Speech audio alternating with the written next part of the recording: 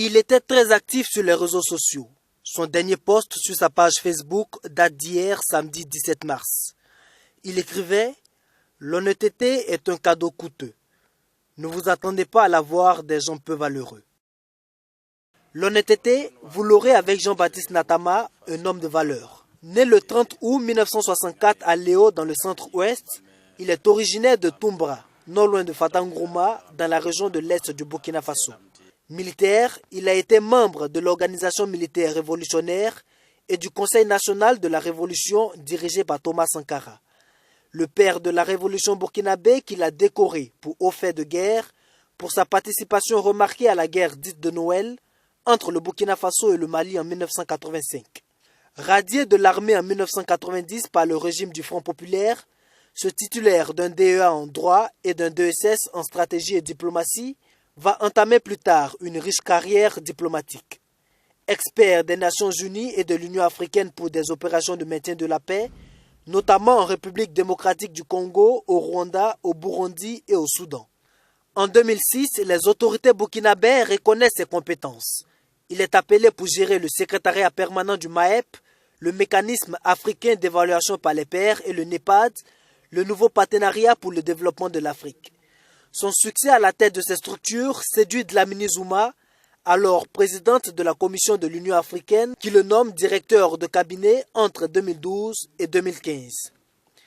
Reconnu pour son sang-froid légendaire, ses proches sont unanimes. Jean-Baptiste Natama est un homme d'État, un panafricaniste convaincu que l'Afrique ne saurait émerger sans une vision qui fait de la culture le socle du développement. Personne ne pourra me convaincre que le développement n'a pas un contenu culturel, ne fût-ce que dans les éléments de langage. Écrivain, poète, essayiste, Toubo Tanam, son nom de plume, a écrit plusieurs œuvres, dont Par-dessus la barre haute et le manifeste pour une jeunesse responsable. Normalement, la jeunesse n'a pas l'esprit corrompu.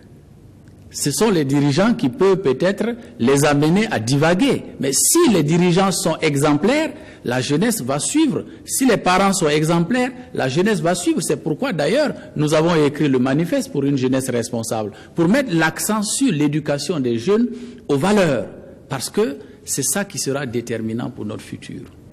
Comme s'il sentait venir la longue crise de l'éducation, Jean-Baptiste Natama, alors candidat à la présidentielle de 2015 au Burkina Faso, proposait déjà une révalorisation de la fonction enseignante dès qu'il sera élu président du Faso.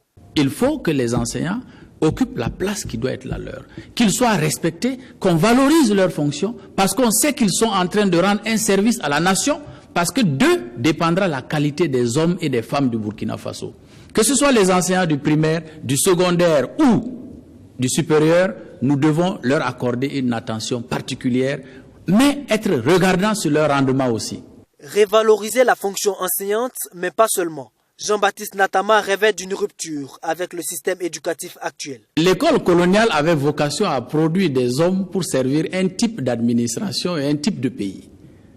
Depuis les indépendances, nous ne nous sommes pas attaqués sérieusement à la question de l'école, de telle sorte que l'école devient aujourd'hui au Burkina Faso un facteur d'acculturation et d'inculturation.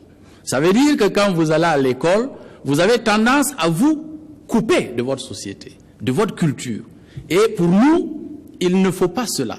L'école ne doit pas être un corps étranger dans la société. L'école doit être dans la société comme le poisson est dans l'eau. Très attaché à l'éducation des jeunes burkinabés, Jean-Baptiste Natama était le seul candidat à renoncer à la subvention de l'État pendant la campagne présidentielle de 2015. Une subvention qu'il a plutôt utilisée pour construire des salles de classe à l'école d'Ariel, village de la province de Loudalan dans la région du Sahel, une école sous paillote.